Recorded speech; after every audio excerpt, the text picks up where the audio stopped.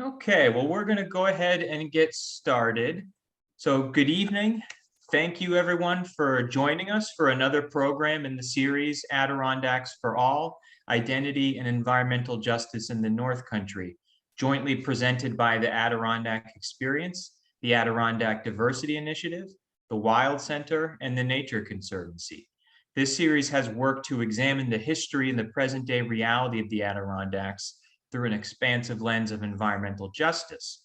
Towards this end, some topics this series has explored includes whose stories are being told when we celebrate multi-generational attachment to Adirondack land and water, and how diverse communities, including Indigenous peoples, African Americans, and other groups found meaning and inspiration from the Adirondacks region. My name is Eric Reardon. I'm the project director. And I would like to start this evening's program by acknowledging that the Adirondack Experience is situated on the Aboriginal territories of the Mohawk and Abenaki peoples. Indigenous people continue to live in this region and practice their teachings and lifeways. This program, titled Indigenous Perspectives on Adirondack Park, Knowledge and Practice, features presentations from Lorna Mae Thomas, Dave Fadden, and Neil Patterson. Lorna Mae Thomas is a member of the Bear Clan of the Mohawk Nation at Akwesasne, attending the Akwesasne Freedom School and completing internships on and off the territory. She has acquired firsthand knowledge of caring for baskets and beadwork. Mae has a bachelor's degree in women's and gender studies and works at the Native North American Traveling College and the Six Nations Iroquois Cultural Center. Neil Patterson Jr. was born into the White Bear Clan as a citizen of the Tuscarora Nation. He is the Associate Director of the Center for Native Peoples and the Environment at the SUNY College of Environmental Science and Forestry. Neil founded the Tuscarora Environment Program in 1997 through the assistance of the Haudenosaunee Environmental Task Force. Dave Fadden is an artist, storyteller, and writer with strong ties to both Akwesasne and Onchayota. His subjects range from traditional Haudenosaunee teachings to intimate and inspired portrayals of community members. Fadden was recently invited to reimagine a living wetland exhibit at the Wild Center in Tupper Lake from a Haudenosaunee perspective. His work can be seen at the Six Nations Iroquois Cultural Center in Onchayota, a family-run facility founded in 1954 by his grandparents. Today, he continues the work to break down stereotype and advance accurate understandings of Mohawk and Haudenosaunee culture. Throughout this evening's presentation, I would invite everyone to please submit any questions you may have through the Q&A function at the bottom of your screen. And at this point, I'll now turn the program over to Dave Fadden. Dave, thank you for being with us. Thanks for having me. Sago, everyone. Scano, greetings. Again, my name is Dave Fadden. My Mohawk name is Kaniekehaka, and that's a name that means patches of snow. I belong to the Wolf Clan of the Mohawk Nation, and presently I spend my time between Onchayota, New York, which is not too far from like Paul Smith, Saranac Lake area, and Gavanoge, which is also known as Cornwall Island at Akwesasne. Tonight, I guess we're going to talk about Indigenous perspectives on the Adirondacks, and just to get an idea of who we are in our land base historically. The Haudenosaunee, also known as the Iroquois by the French and the Six Nations by the English, our territory ranged in pretty much all of New York State. And the Mohawks, or also in our own language, we say Kaniekehaka, our range of territory spanned from the Mohawk River Valley, from like Albany, New York area, along the Mohawk River, north, including these mountains, up to the St. Lawrence Valley. And that's where Akwesasne is located, and up near Montreal, another community called Kahnawake. I grew up here in Onchayota and went to local schools in Saranac Lake, but we have family and strong ties to Akwesasne that we maintain. And I actually moved there close to 30 years ago. And it's close enough. It's about an hour and a half drive to Onchayota. So I know the road very well, back and forth my whole life. But I grew up here in Achayota, right next door to what was known as the Six Nations Indian Museum that was started by my grandfather, Ray Fadden, in 1954. And as a young kid growing up here, I would listen to his stories and his lectures. And during this process, I learned quite a great deal of traditional knowledge about not only the land, but our political structure, our society. And in reality, the museum is like a living museum. You know, we have artifacts that range back, you know, hundreds, if not thousands of years ago to contemporary art. And we're still here. You know, we're not a part of a footnote in the history book. We've maintained a presence in these mountains. We don't own any land anymore. After the American Revolution in that era was a very, very hard time for the Haudenosaunee. In fact, we lost the vast majority in and around that era of our territories through fraudulent land sales, you know, sales that were made with people that had no authority to sell the land. And so my whole life, I've always understood that these mountains is Mohawk territory. And to me, and to a lot of Mohawks and other Haudenosaunee, that's what we hear our whole lives, that this is our territory. And what led us to leave, in a lot of cases, other than fraud, was outright destruction. There was a time of when George Washington, the first president of this country, he tasked General Sullivan and General Clinton across what is now the Finger Lakes, up in that area and part of up to the Mohawk Valley. And they call it Sullivan's Campaign. And it was meant to break the back of the Haudenosaunee. And they were successful. They took an army and they destroyed every village they came upon. Of course, killed everyone they could. And when the people fled, they burned every structure, burned their crops, cut down their orchards, their food. And so a lot of the folks there became refugees and went north up into Canada. And a lot of the land that was taken from us, and one of the reasons why it was taken from us is the United States was a young country and they just fought a war, and wars are very expensive. And one way to generate income is through land sales and taxation. And so from that time on, the Haudenosaunee referred to George Washington as town destroyer. And so every successive president after, that's what we called him, town destroyer. And so right now, Joe Biden, the Haudenosaunee, call town destroyer. It's just a reminder of that time. But through land loss, and a lot of struggle, residential schools, forced assimilation, we've maintained our culture. And we're now at a point where we have the ability to try to get some of the land back in some way, in some fashion. And these mountains are part of what they would call an Aboriginal claim. And vast tracts of land were sold illegally, not only by us, but also by the United States Constitution and government.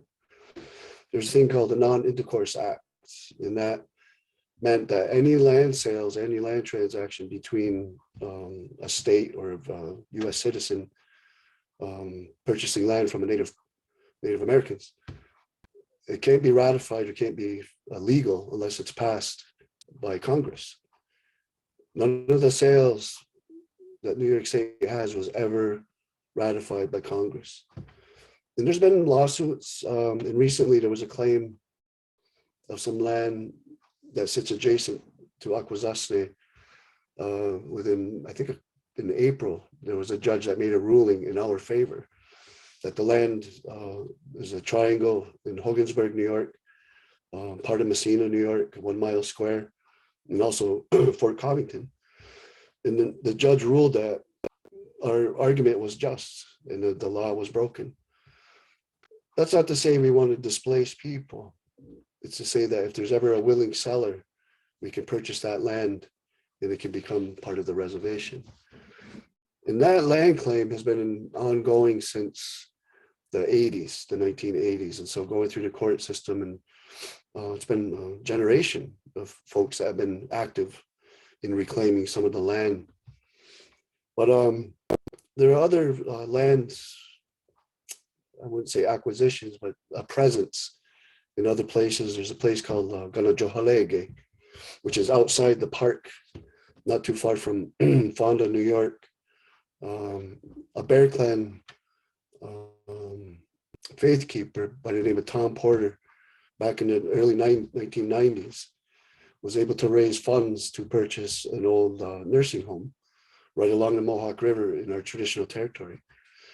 Excuse me. And he established a not-for-profit, and his goal was to establish a community where the focus would be on education in terms of our culture, our language, our knowledge, a place to learn the land, the stories, and more importantly, our language. So that community is still there, and it's just like any community. There's in times of growth, in times it would get smaller. But Tom Porter, he's a great spiritual leader as well, and that was his mission. Another place is a place called Kaniekehaka. And that was back in the 70s when a group from Kaniekeha and Akwesasne went to a place called Moss Lake, and it was an old Girl Scouts camp. And they, rather than going through the court system, simply retook it. And there was a standoff for quite a while with the state police, but there was negotiations that took place with the New York State government. And it was then Mario Cuomo was Secretary of State at the time.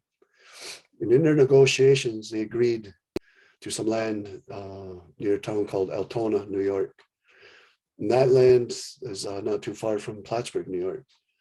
And it's right on the boundary of the Adirondack Park.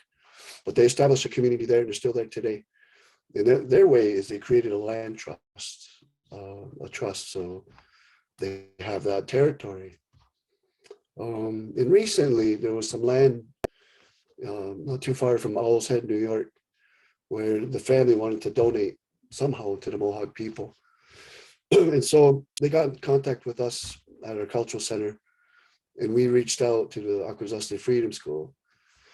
And Akwesasne Freedom School is a grassroots school that was established in the late 70s, early 80s, where the curriculum is based entirely on our traditions, our culture, our language, and our ceremonies throughout the year.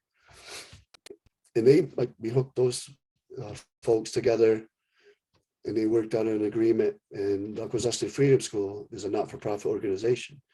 And so they were able to acquire that land and use it for their students.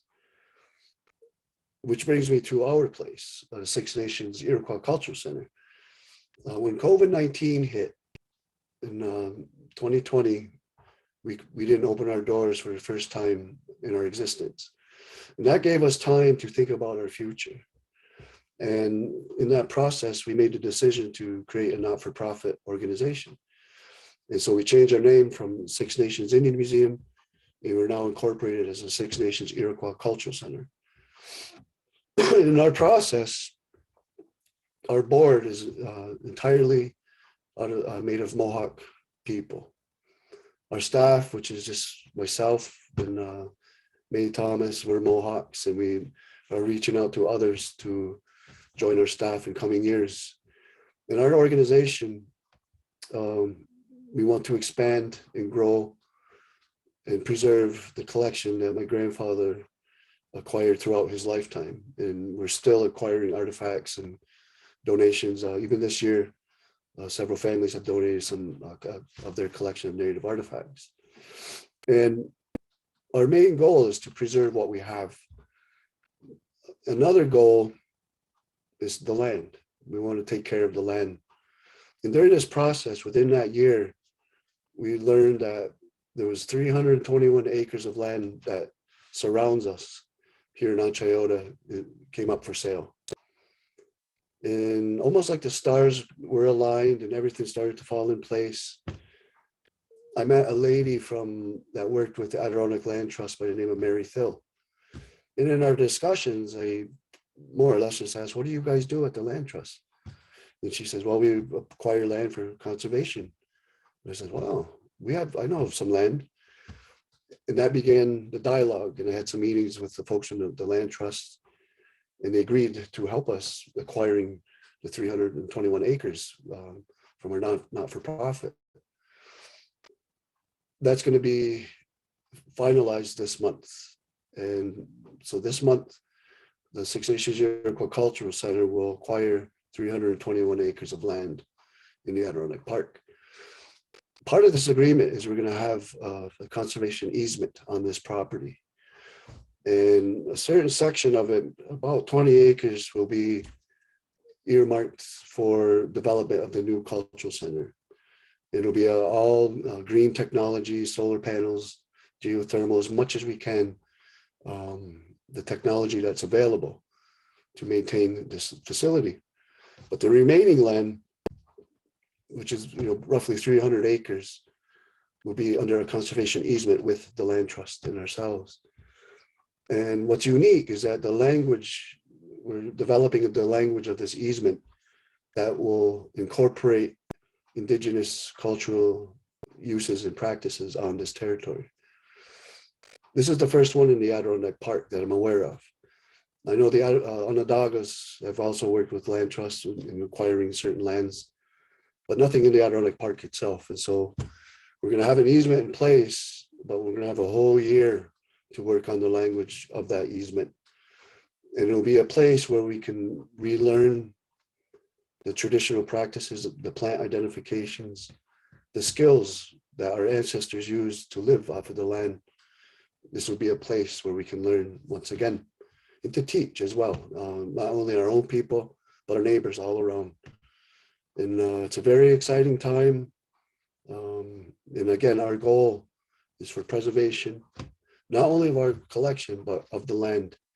We just don't want to see it developed, but we want to see more Native people learning their traditional practices. And so it's a very exciting time for us. And with that, I'm going to turn it over to Neil Patterson, who we just had a discussion yesterday about identifying plants on that land and with his project and bringing more youth to our land. And it's, again, a very exciting time, and I have great hopes for the future. And with that, I pass it on to Neil. Go. Yo, aha, Dave. Twa osgana he, gata de gwedi disna wachnana, skarura, aquahawat gayadakra, agisa seta direchaks. So my name's Neil Patterson Jr. And I'm from the Tuscarora Nation, the sixth nation that was brought into the Haudenosaunee Confederacy.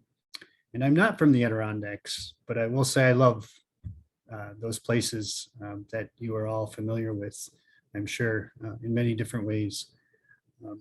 And I was just reminiscing, actually, I was sort of looking back at the calendar, and I think it was exactly 40 years ago today, when I was 7 years old. In August, my dad took our family up to Ontario to visit Dave's grandfather, Ray. Ray was a school teacher at Tuscarora out in Western New York for many years, and he taught my grandfather. And so our family had a long relationship with Ray in the museum there, and that began my love for the Adirondacks. And I can sort of remember back to my parents emphasizing many of the things Dave just shared with us all about the land. Even as a young child, we would talk about growing up on a reservation at Tuscarora. We'd always talk about, you got to be careful because they want the land. They want the land. And many of the examples Dave shared of course, were testament to that. And about severing our relationship with land and all of our relatives that live on that land. So I didn't grow up in the Adirondacks, but I just wanted to share a few slides with you all to kind of ground us in why we talk so much about land, why Indigenous peoples are always talking about the land. And it's a term I don't often hear outside of Indigenous circles, in fact. And I think the reason clearly is that our relationship to land is rooted in our cosmology, right? We are taught from a very young age that there was an event that happened on the earth. And I suppose those of you who enrolled in Western science curriculums are taught the same kinds of stories in a way that there are Western science creation stories as well that might look a little different. I still think Western science is trying to figure out what their creation story looks like. But in Haudenosaunee custom and tradition, it is about Sky Woman falling from a place. And so place becomes like the first idea in many Indigenous societies and cultures, right? Even in our creation story, we say, there was a place. We begin with that very first thought. And I think some philosophers have talked about place as being the first idea or the first thought in human evolution, really, and our relationship to place. Our cosmology, our creation story, our worldview are shaped by these stories that are passed on for generations here in what is called New York State today, as Dave so aptly pointed out. And they also come with a set of instructions, right? And so these instructions for Haudenosaunee people really follow a seasonal cycle. And I think we're just sort of exploring some of the ideas that, around conservation, around protection, around stewardship and restoration and remediation, all of these sort of English terms about how Indigenous people call caretaking of a place. And we think about it in a very, very seasonal way.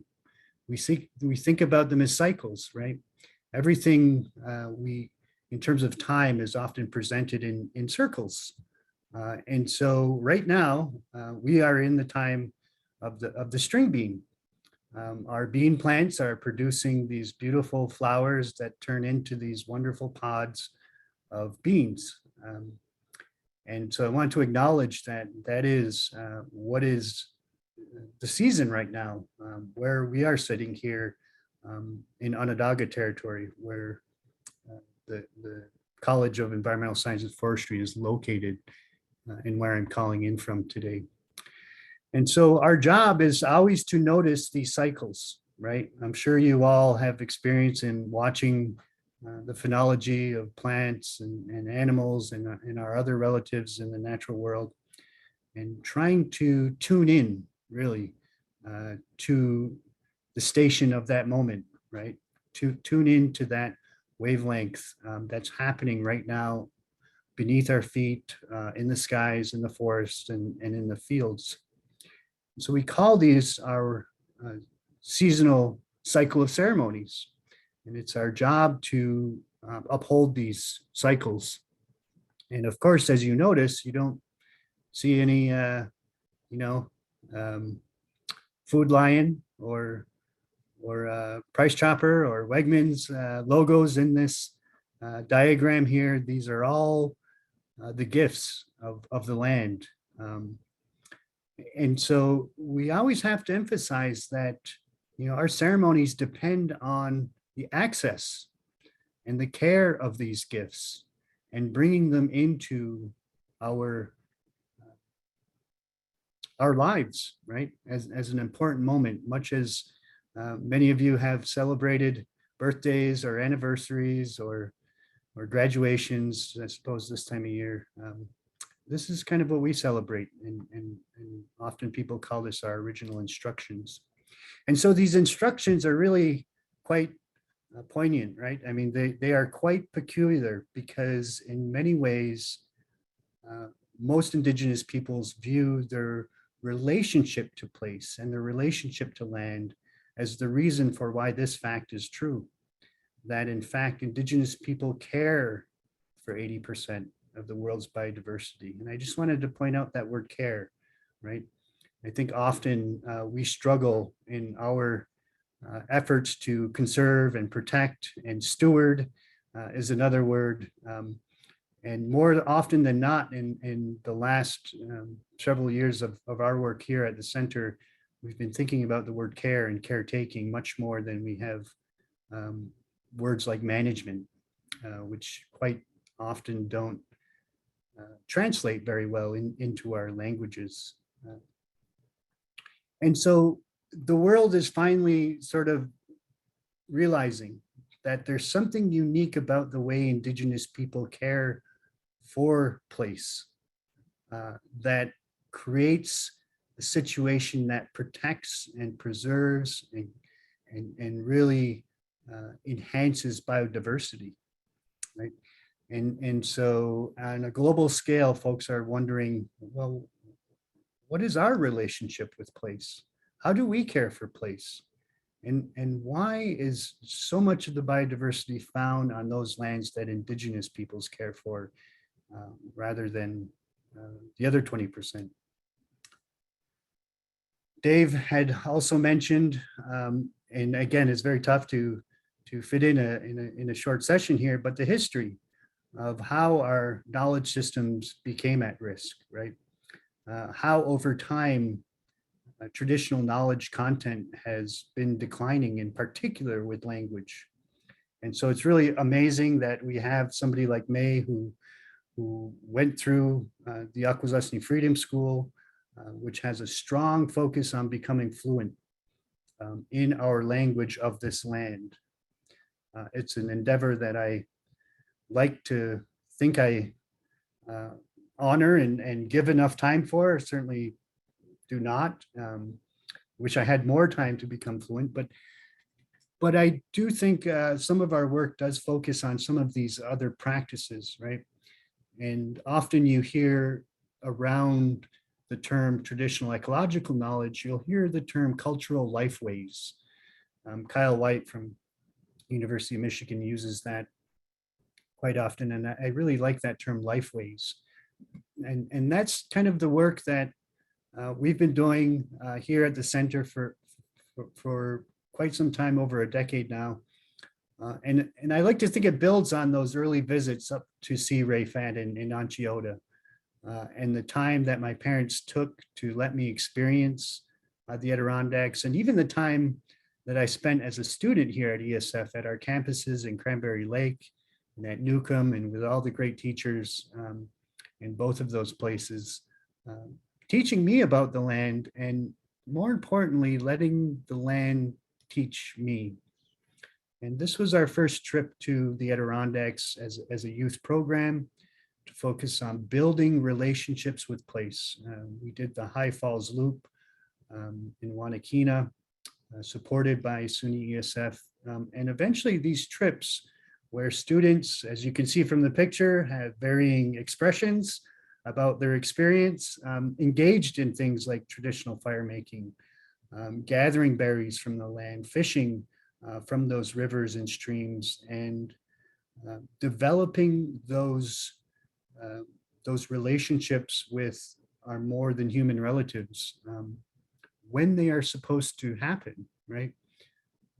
We were completely, as you know, those of you familiar with black flies and multiflora rows and beaver dams, if you're a canoeer, have to work within those cycles, have to work within those seasons.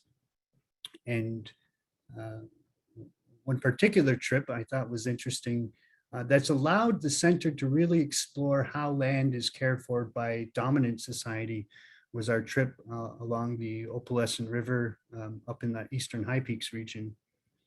And it was a trip where we learned that the state has certain rules for how people interact with the land. For the size of the group, for instance, that we bring to engage with the land, the lack of fire, the prohibition of fires in the Eastern High Peaks region.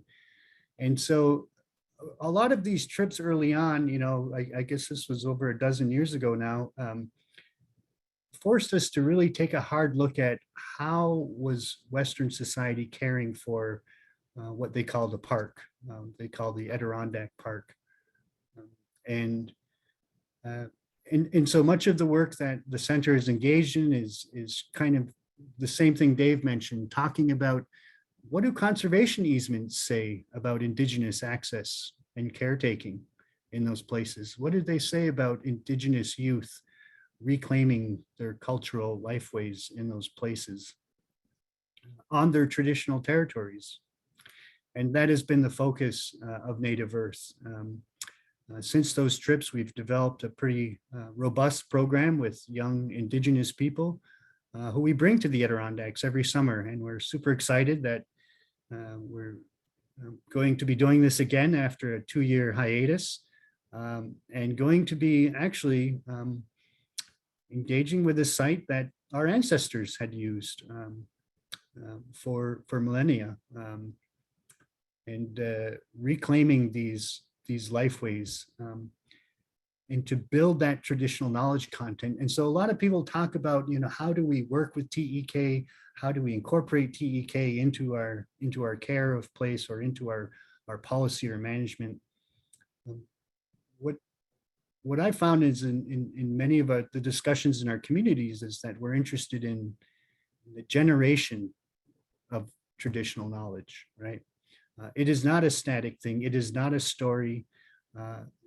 It is not alone a story in the past or an event that happened. It is an active practice that is part of traditional knowledge that the center really focuses on, thinking about the Western science, of course, and the traditional Indigenous science that goes into these lifeways and life practices. So I just wanted to share that. Let's see, how do I stop this? Okay, pause the share. And turn it over to May. So appreciate your time, and yeah, looking forward to some questions.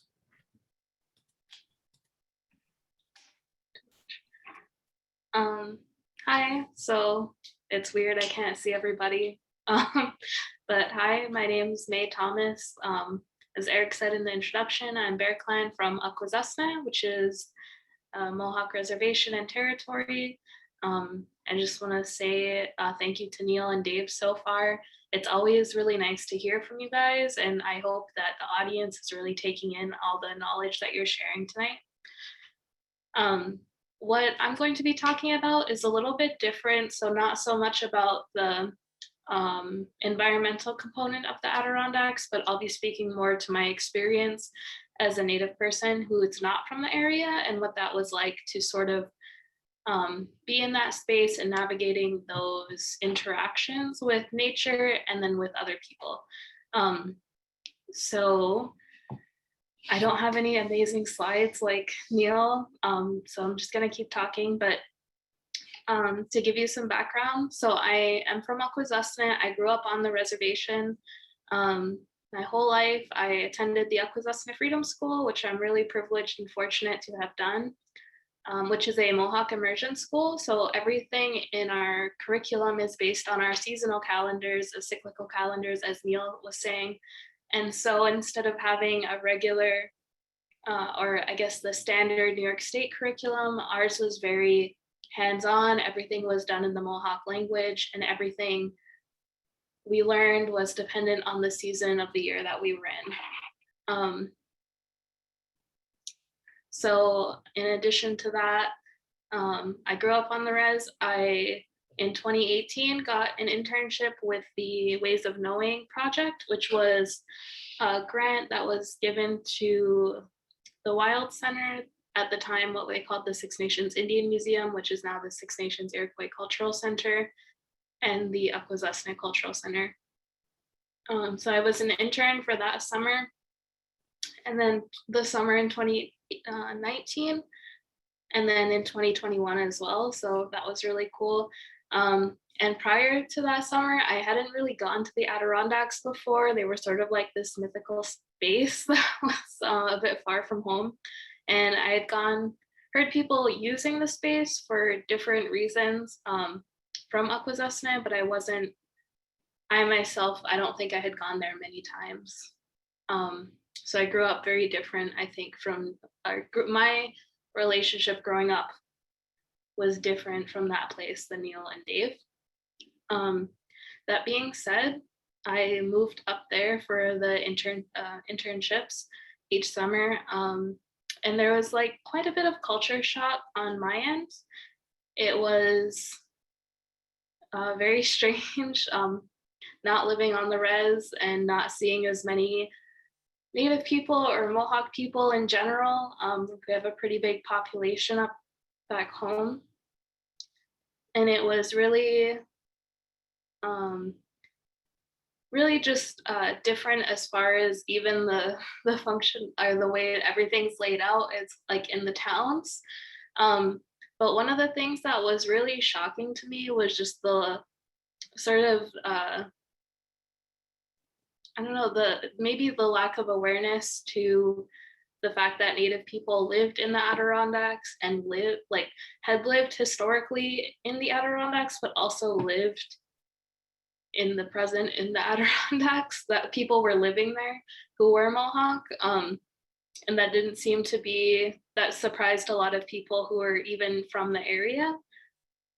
In my time there were a lot of questions, especially working at the Six Nations Iroquois Cultural Center and working at the Wild Center in regards to like, you know, when Dave's exhibition space was reimagined in the Oxbow area, we had a lot of people sort of not understand why that was important, why having that space for Indigenous perspectives and narratives was really significant to the Wild Center and to the people living there and to us as Native people who had occupied that territory before.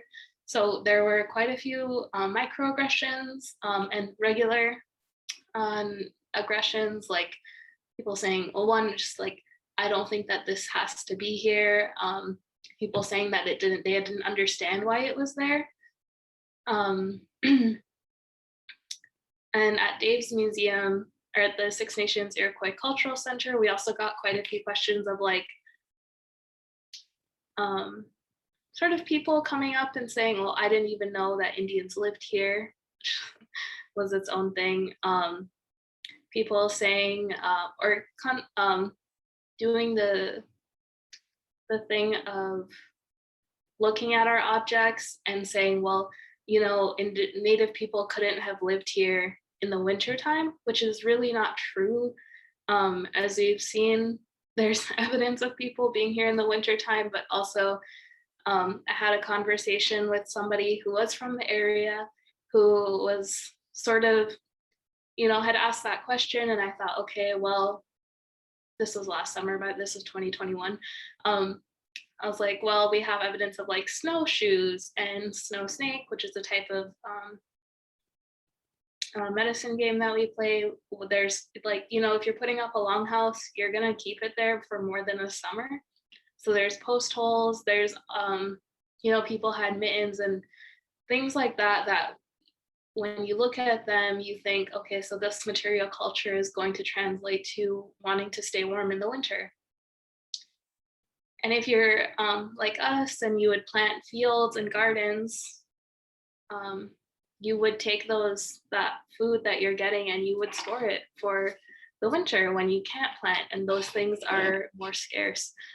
So I was walking through the museum with this gentleman and his family, and we were looking at things, and I said, well, we had snowshoes. And so where else would you need snowshoes except in the winter time, or what other time of the year? And then this guy sort of stopped, looked at me and said, well, those could have been from further up north. And I just thought, okay, so we could have lived further north where it's colder, but not in the Adirondacks in the winter time. Like, it didn't quite sit right with me. And so questions like that are really, they're called micro invalidation. So they're meant to discredit you or invalidate what the information that's being received to the person saying it. And to me, it's sort of those experiences have really made the Adirondacks sort of an unwelcoming environment in my life. But then to hear Neil and Dave talk about, and others talk about how important the Adirondacks are, and people go there all the time from Akwesasne and different communities to gather medicines, to use the place, just to utilize the land, to understand our history. So there's a real disconnect as far as the land allowing us to be there versus the people allowing us to be there, and understanding that that is our shared space. Other sort of instances that were just regular aggression, I call them, not really microaggressions, are there's different camps in the Adirondacks that are named after things that are pretty inappropriate. I remember driving through from Tupper Lake to Onchayota, and I don't remember which town I was driving through, but there was a camp called Camp Cherokee, which made me wonder a little bit more about where one, if the people running the camp are Native, and two, why they chose the name Cherokee, and sort of that thought process of understanding where people are coming from, because some of those things to me are easily like, well, that's inappropriate. Hearing people say and use language like powwows for in reference to a meeting, hearing people say things like low man on the totem pole, other instances of microaggressions. And all of this really culminated in me having a very sort of not difficult, but a difficult experience in terms of my relationship to the land. I feel really happy in the Adirondacks. I like all the ponds, I like the lakes, the woods. I really like being by water. Paddleboarding anywhere in the Adirondacks, I think, is just beautiful and amazing. But having to go get that paddleboard from somebody, like, you never know what's gonna sort of come out and what they're gonna say, especially when you tell people that you're a Native person, or in my case, I say that I'm Mohawk. And so I think having to go, and when at the time that this was happening to me, I was 20 and I'm now 24. But I can't imagine navigating those relationships as a young person and understanding those feelings as a young person. And so I think that's one of the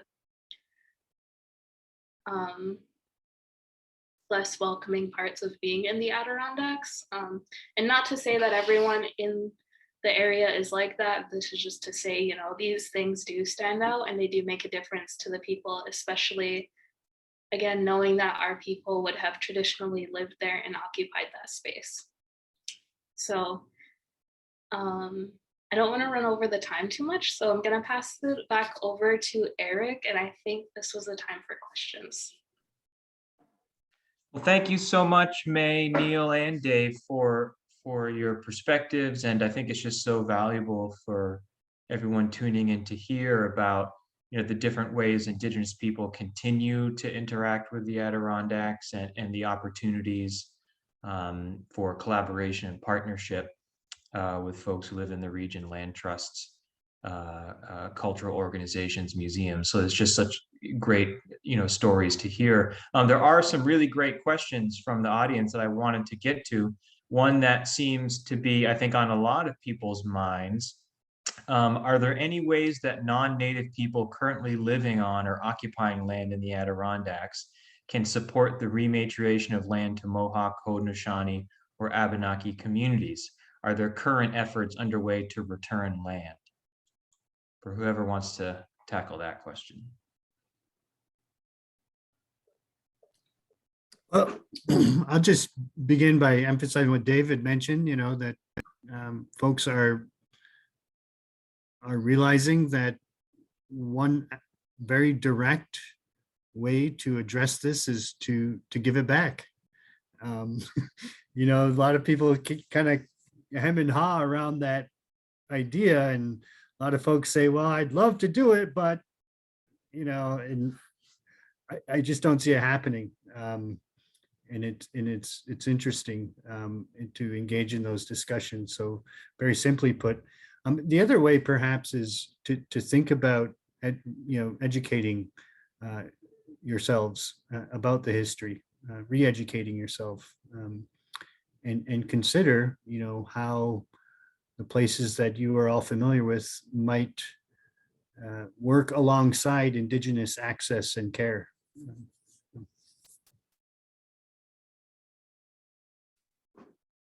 Yeah, I could just add a little bit to that. And, there's a saying nowadays about, or a phrase that says land back. And it's just give the land back. And that stems from, there were some protests and a lot of activism to try to stop oil pipelines and, Standing Rock and other places in Nova Scotia or New Brunswick, hydrofracking. And there's, rather than, just a simple phrase, give it back. And again, that's, not really feasible, I don't think, in a lot of cases, but maybe if you live near a community, you could give it back, or give it to a native organization, a not-for-profit. But to say, to give the land back, it was never our intention to displace people ever with land claims. We don't want to have done to others what was done to us. That's a horrible thing, to displace people from their territory. Look what's happening in Ukraine right now. It's not within my realm of comprehension. And so, but like what we're doing with the Adirondack Land Trust right now, I think is a partnership that will work, because we share those same values and same ideas and attitudes about the land. And so, in a way, among the Haudenosaunee, there's a wampum belt they call the two-row. And the concept is very simple. We're like two vessels going down a river. And in one row, we have the Haudenosaunee in our canoe. And in our canoe is all of our beliefs, all of our values, our language, our ways, our customs in that canoe. The other row represents the European.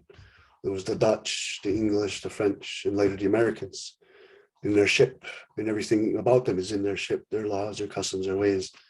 The two go parallel down the same river of life. In between them, there's white beads. It's a symbol of friendship and peace. Those two never interfere with each other. They never try to steer the other vessel or to impede their travel. And so we're approaching this acquisition of land with that in mind, that we're two distinct people, but we're friends. And we're working together for a common cause, which is preservation and stewardship, caretaking, whatever word you want to use, of this land in the Adirondacks.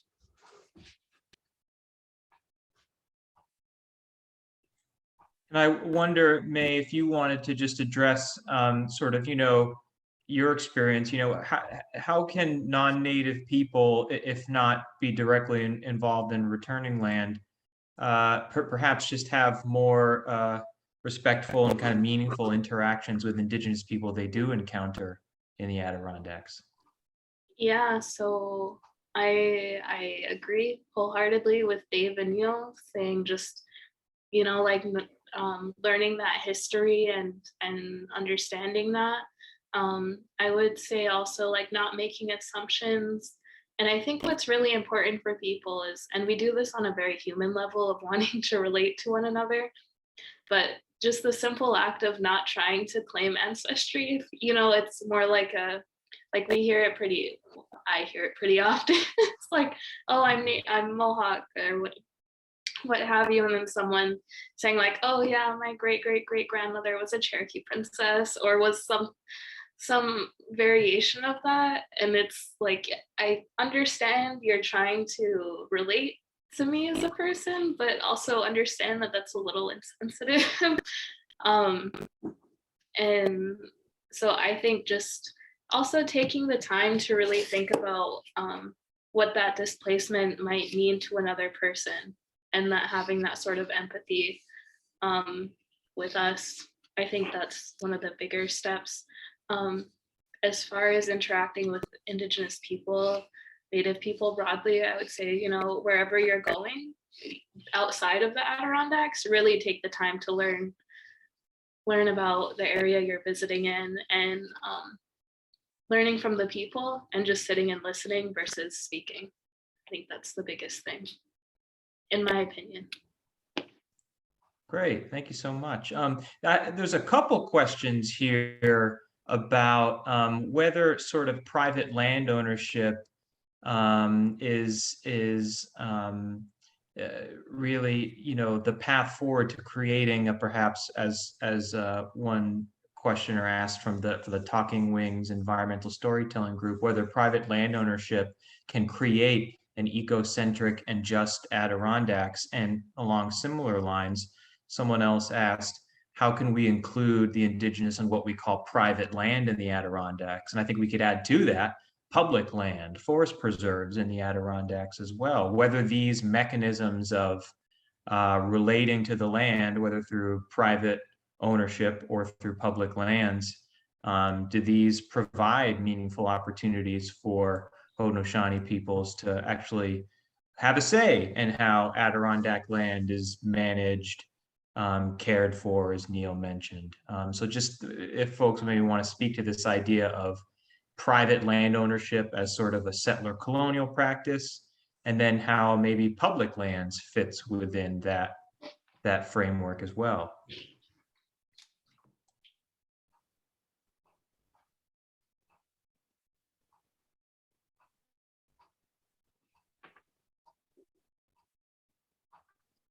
Well, I can address that.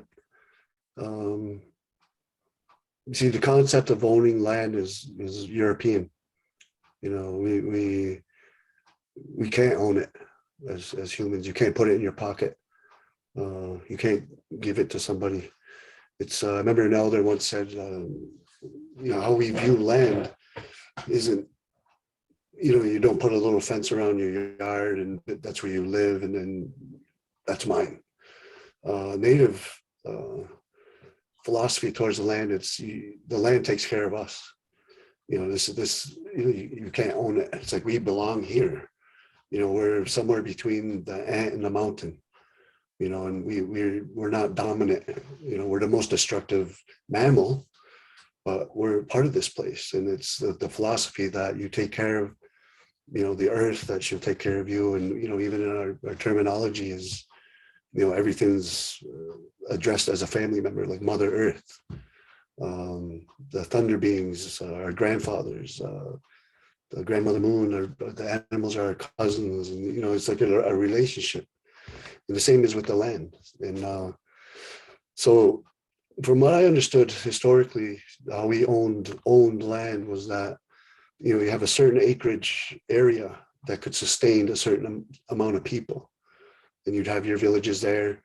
But we understood the concept that if you stay there too long, you over deplete it, you damage it. And so you move to another place and you clear another area. And then you let your former town regrow and replenish. In fact, there's my older brother's name is Tehonaadage. And in English, that means he has two towns. And so that's reflective of that time, because when you start a new village, you don't move there overnight. So there's like two towns that will exist. And you move into the new place eventually, and then you let the old place go back to the earth. But another term, I can remember it was an elder said that owning land is like saying that I own this air. You can't. There's no way. So that concept alone is how do you meld the two? And I don't know if there's a way or not. Private ownership is a foreign concept, but we acknowledge it and recognize it, that's the way it is today. So that's a good question, one question that will be asked many, many more times in the future, I'm sure. Yeah, and I'll just add that, as I mentioned, some of our work has been to assess how current access and management of public lands are exclusive or inclusive of Indigenous access and care. And so there's a great deal of land in the Adirondacks that has particular uses. And often those are what people call recreation, right?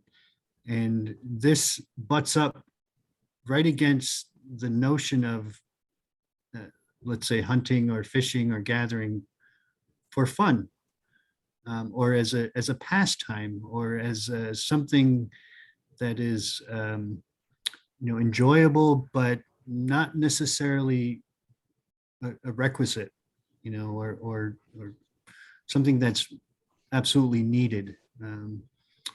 Think back to that cycle of ceremony. So quite often, especially with in public lands, we're trying to move the needle, and in a lot of cases, citizens of the state of New York can help move that needle, can ask lawmakers to ensure that Indigenous access and relationship to place is cared for in all of those easements, in all of those state forests, and all those wildlife management areas. And the same really extends to private lands. If there are folks that have particular, perhaps a cultural species of interest on their property, why not reach out and say, be happy to facilitate access to those plants or to those species on the land that's as Dave says, quote, owned by individuals. Thank you so much, Neil and Dave. One question I'm seeing kind of repeated several times in the chat here is that folks are wondering what resources each of you might recommend in terms of, educating themselves on Haudenosaunee culture. And particularly, folks are wondering whether there's any social media accounts or resources that folks could recommend. And then one person asked Lorna if you're available for guest lecturing in the Adirondacks and how they could get in touch with you. I would recommend Neil or Dave. That is very kind, but so I'm actually going through TikTok. I did see the TikTok question, so I have a couple. I'm like not ignoring anybody. I follow a lot of accounts, and most of them, if you follow someone's TikTok or Instagram, it should link back to the other one. So most people are good about that. I don't know if the best way to share this list is in the chat or if I send it to Eric, not to make more work for anybody, just because like. Are there maybe a couple you could recommend, May, just to get folks started? Yeah.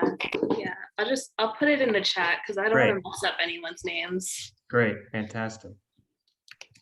And Dave and Neil, any suggestions for resources? Of course, the Six Nations Iroquois Cultural Center, we would absolutely recommend that. Any other recommendations for our viewers as resources that could be available to them to learn more about Indigenous people, Haudenosaunee, in the Adirondacks and New York State? On our website, it's 6nicc.com.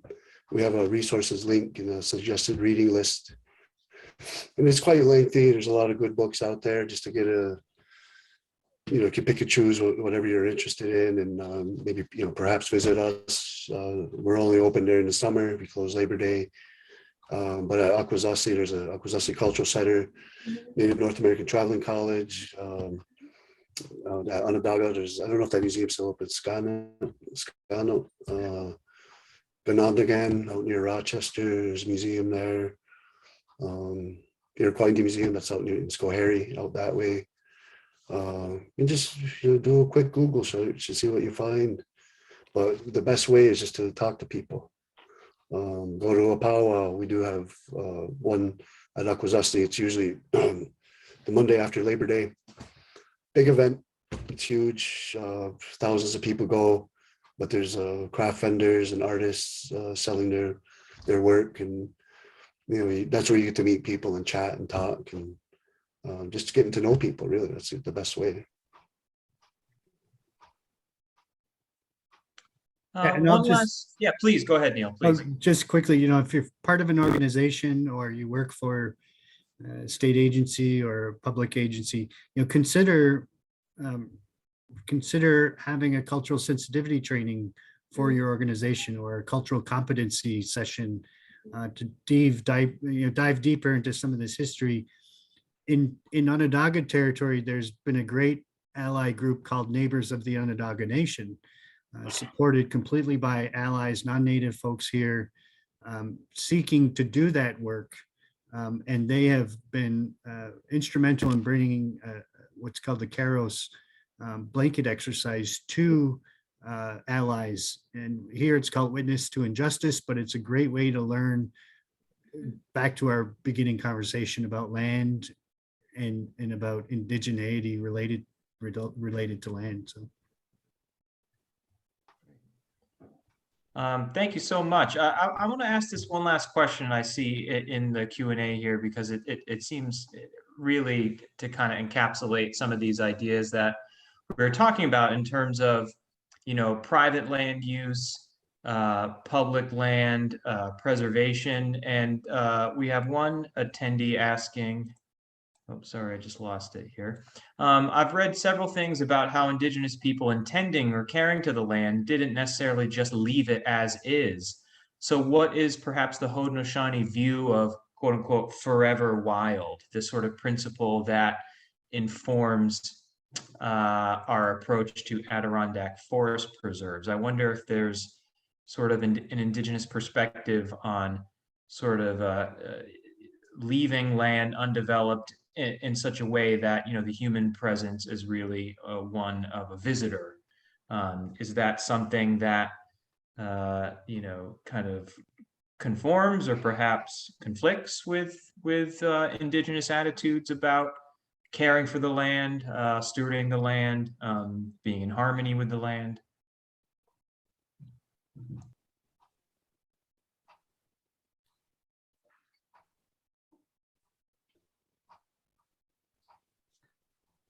This is a difficult question. I certainly understand. Yeah. I could take just a quick crack at it. I mean, all I really want to do is tell stories about this question and not really answer it. But, I think there is a really heavy presence of what is called the myth of the pristine in the Adirondacks. This notion that we put up a fence and keep people out benefits the land. And time again, we see in scientific studies that human interaction with our relatives, right, on the land benefits everyone. And so there's all kinds of evidence that biodiversity that I referred to in the presentation is a product of these traditional lifeways. So picking, cutting, tying, digging, cleaning, scraping, all of those things, those are all very traditional Indigenous acts of kindness, really, when you look at it from a big picture. And in almost every single case, the health of those communities increases, the resilience of those communities increase. And so I like the term visiting, but the best visits are with relatives, right? visits with strangers are a little bit different. And so that's really at the heart of this idea of the pristine, or even the term wilderness, right? So I just wanted to add that. Yeah, and I never really liked that word wild. It suggests this thing to be afraid of, just what Neil just, mentioned about how we interact with, we belong here, and there's a way to exist. And, that goes along the lines too of, land usage. And, like you do have to, if you do live here, you do interact with the land. If you have a garden, you dig up the soil and you might make improvements. But it reminds me of like when my grandfather, we'd hike through the woods, and he always says, always go single file, 1 foot in front of the other. You don't want to step on some plants. You don't just tromp around. And, that's what I was taught, growing up here in the mountains, and, how to be quiet and how to interact with your environment. And it's, how do you, find your way? What signs? It's like reading a book. You can look at tracks, what I went through, and but it's being there. And it's the same, the other previous question about how do we learn more is, you got to be around us.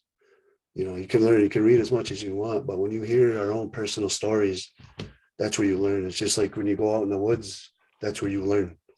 When you get on a canoe and you just glide quietly, that's where you learn. You see, experience these things that you wouldn't if you lived in Manhattan your whole life and your foot never touched the ground. So you have that disconnect. The same goes with our food. If you get hungry, you go to the Grand Union and you get some hamburger under a cellophane. You don't see that animal die, or even that corn.